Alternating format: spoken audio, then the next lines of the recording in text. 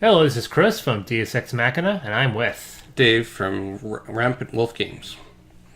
You think your title should have your name in it, like? Because mine, Chris from Deus Ex Machina, my first and last name are in there, and Dave from Rampant. People got to get Dave Rampant. Mm-hmm. Dave Rampant. Mm-hmm. Well, that's actually a better name. You should change that. Dave Rampant would be awesome. It would be actually. Yeah. Dave Rampant. Gotta change that. Okay, and we were talking about games that need to be reprinted, which is also difficult. Yes. For me to, because eventually it came down to being games that not only need to be reprinted, but games that are going to be reprinted. We're just waiting, or games that are probably. I will admit, there's probably a couple Kickstarter ones where they simply haven't launched a reprint relaunch. Right, because some games don't do that. They don't reprint. They'll just run another Kickstarter. Yeah. Right, Gia, which is not on my list because it's being reprinted.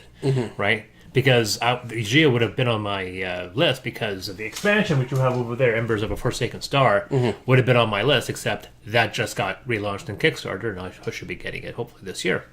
So these are games that need to be reprinted. Do you have any issues? Only with the fifth one. All four of the rest ones, no, they're easy to bang off. Okay. All right. So every time it's a running joke now. It's gonna break. I'm sure when we get down to one, we'll screw it up. So yeah. So number 5. And then. It'd be weird if we could I could draw a line that traces that symbol I put up there. Yeah. Or if I could animate it. I mean, you could just animate like a little light yet. Yeah. But number 5. This was a strange one, just because it's not popular, but it's Star Trek FiveYear Mission. Ooh, yes. Because you have it right there. Now, Yeah. the company is gone. They no longer exist. They folded up, was it this year? Isn't it? They folded it up earlier this year. And Yes. their properties were sold off, and it was just like a vulture swept in and picked up all their useful IP. Star Trek FiveYear Mission was not one of those IPs. Because a lot of people didn't see any value in it. It's a very inexpensive game. You can get it for less than $40. There was never any expansions to it. It's never been rebooted, and I think that a reprint with a higher production value, a slightly tweaked game engine, it is a cooperative die placing game that's better. I'm saying it. I know you're gonna say Elder Sign, yeah. Yeah, it's better than Elder Sign. It's more enjoyable than Elder Sign. It doesn't evoke as much rage as Elder Sign. So if you combine some of the production value you see with something like Elder Sign, a couple tweaks to rules, better production, box insert for God's sakes, as no insert, that's a very inexpensive game. I think there's value there. I think there's some value in that. So that's my number 5 pick, Star Trek FiveYear Mission. I agree. That surprised? Yeah, you didn't put on it. No, I agree. That's a good pick. I did something right for once. Usually you're like, okay, I don't agree with you, but whatever. This is true. We never agree. That's why we have a lot of debates. Anyways, except for the Magic the Gathering. Apparently we had. Apparently, yeah. You got to figure out how to animate that one. So my number 5, I know they're reprinting it, but I don't know if I'm going to back it only because it depends on whether I've lost faith in the company. Ooh. And the reason why is because I played this game with a friend of mine. He owns the game. I like the game. I want to buy the game. He's like, no, you can't, because they said they're not going to go to retail, and this is it. They're done. And then lo and behold, kickstart it, or that's it. Yeah, let's kickstart it. And then lo and behold, and they weren't going to ever do anything after that because it was a big pain and all this other stuff. And lo and behold, just recently, we're going to redo it again. It's kind of the cry wolf thing, right? You know, You haven't said it yet. Project Elite. Oh, they are rebooting, yeah. They are. Yeah, DT was talking all about that. They just love the fact that thing. Yep. Why is it you don't want to? Oh no, I want it to. It's just it bugs me because they made this whole big thing about they weren't going to do... But this is I'm confused now. This is a list of games we want reprinted, and they are reprinting it. They are. Or are they not reprinted the way you like it? No. It's just that this is one of those ones where we don't have it yet type kind of thing. Remember, you said this is in that vein. And then mine. One of them, I know is going to get reprinted, but they haven't announced it. That's what I'm saying. All mine are titles where there is a chance, however slight, that we may not. I may not possess it in my collection. Project Elite, Otherwise, I would put G on the list because it's a reprint we need. A reprint, I really want that. Yep. I haven't played Geo once. I've owned it for a year. But see, they've announced it, but they haven't announced the date that it's going to go. So there's still some ambiguity as whether or not it may hit Kickstarter. Yeah. So number 4. Number 4. I also had a conversation with someone the fact that I can actually do that quite easily. My friends can't do that. Anyway, my number 4 pick is a very strange one because it's not like it's out of print, but nobody can get it for me, and that's Legacy of Dragonhold. It hit the scene hard with a lot of fanfare because it was spoken in the same voice. Because people were saying because it was a very alternative game. There's no board; it's just books. It's a giant, really complex choose-your-own adventure. It was in a box. It's almost reminds me of the old basic red box D&D from the late 70s, early 80s, and then rebooted again a few years ago. And it came on the same breath. And one article that got passed by everybody in my circle was the fact that one website was calling it and Fog of Love the 2 games you had to buy in 2017 because it was so different. Fog of Love was so different. Legacy of Dragonhold was so different. It got us some middling reviews by saying it's like that there are other games since then have done better, but none of them have done it to the complexity of Dragonhold. Almost every place I shop to, it's not for sale. Yep. So I don't know whether or not they made that one run and then that's it. Like I said, it didn't sell so well. But I want to try it. I think it would do well in my circle. Maybe not in your circle, do well in my circle. That's Legacy of Dragonhold, my number 4 pick. Okay. Now, we were also classifying these as games that may just need a reboot, correct? Yeah. Okay, good. Because I'm going to swap out my number 4 on the fly and put in Robotech. Because they tried, and it didn't go well. And I almost put that in my franchise one. Yep.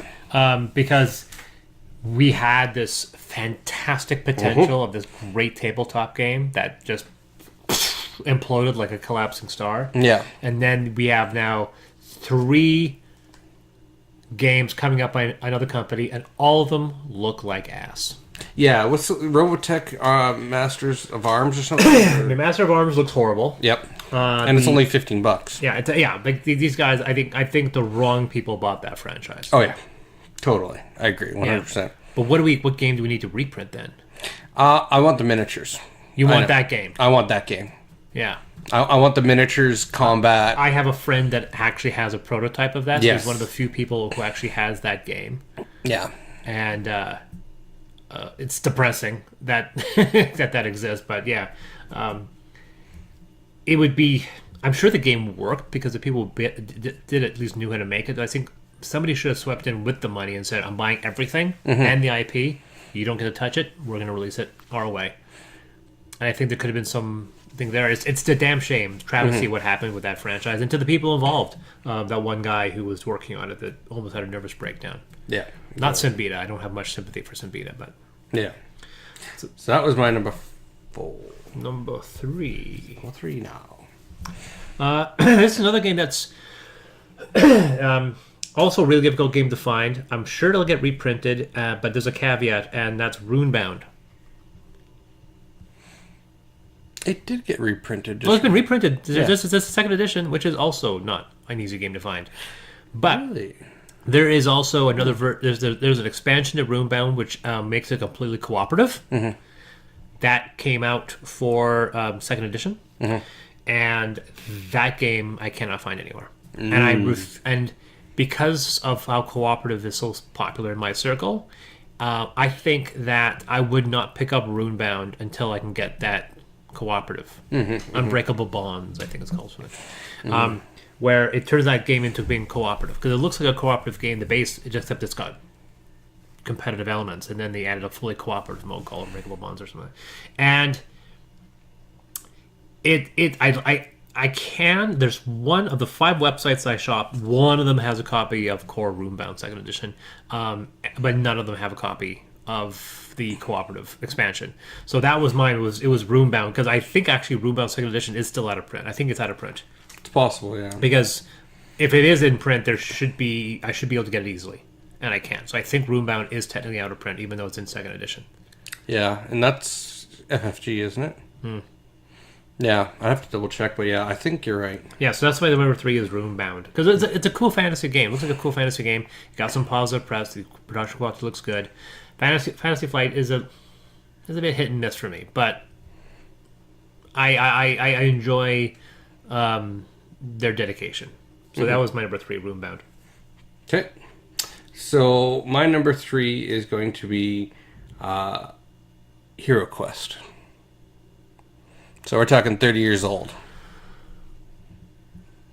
The best thing about Hero Quest are the miniatures. About Hero Quest is the miniatures, made in the glory days before Games Workshop had been destroyed from within. I love that, man. Bardic Broadcast. If you guys haven't seen Bardic Broadcast, well, you obviously have, because we don't get enough hits, and that video went viral with 1 million views. It's the gargoyle. This is an abomination. This is a gargoyle. This is an abomination. This is a gargoyle. I love that, man. I almost want to get a beard like that, except I'm not. So go on. Nope, that was just it. Hero Quest. That's his Hero Quest. Yeah. With the box art and the gargoyle. Yes. Yep, exactly. Oh no, Mormons! Oh no, Mormons! I love that, man, so much. All right, so anyway, that's Hero Quest. Like completely, like verbatim. Because maybe some updates. Otherwise, you'll cheese off the bard. Yep. Maybe a few updates. Yeah. Okay. So, to me, for number 2, it's a game I've been trying to get for a long time. It was kind of like it's kind of the holy grail for me for when I created my wish list, and I was kind of waiting, and I can find one of the people who I can buy it if I wanted to spend $150 on the Kickstarter version, but there's a retail version that no one can get. I'm a lover of food, I'm a lover of wine, and the game is Vinhos. Yes. It looks like a disaster that I shouldn't want to play. We love. I'm blanking on the other wine game. Viticulture. Yes. We actually love Viticulture. It was actually one of our first games that got into our hardcore collecting was Viticulture. Because like, oh my god, wine game, yoink! And it turned out it was actually a really good game. Then I heard about Vinhos. It takes that and then turns it to 11. It's like, what if you made Twilight Imperium as a wine game? Because that's how complex it looks. Yep. And it looks nuts. And one of our mutual friends that were culling their collection, we bought some games off of. I saw Vinhos in their collection. I was like, son of a gun. So that's my number 2 pick, Vinhos. Okay.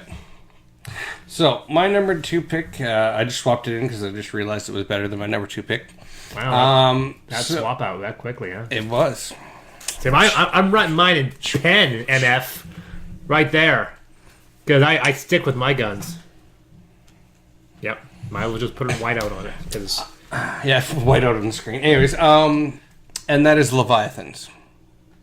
So this was Catalyst Games Labs.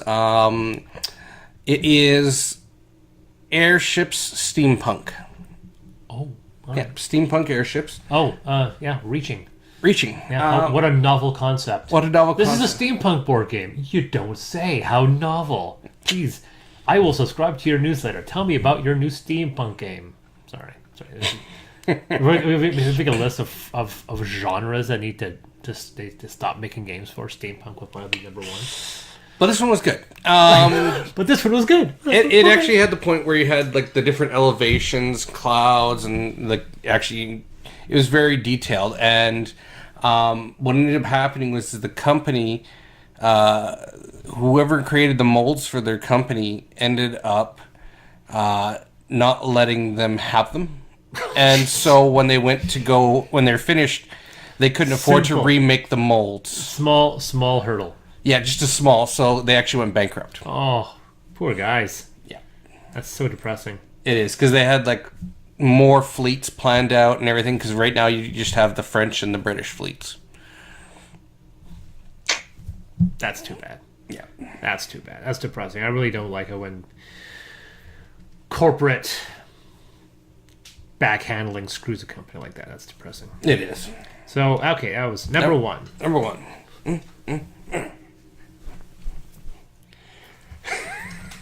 Again, my streak continues. This one is one, we're going to get it back. It's one of those things.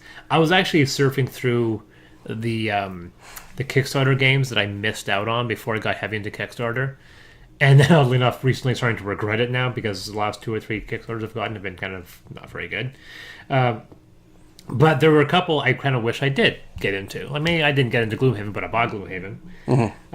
I was almost going to put Kingdom Death Monster just so I could just own that monstrosity. And then I realized, no, I really hate the fact that I bought it because it's just too big. It's just too big.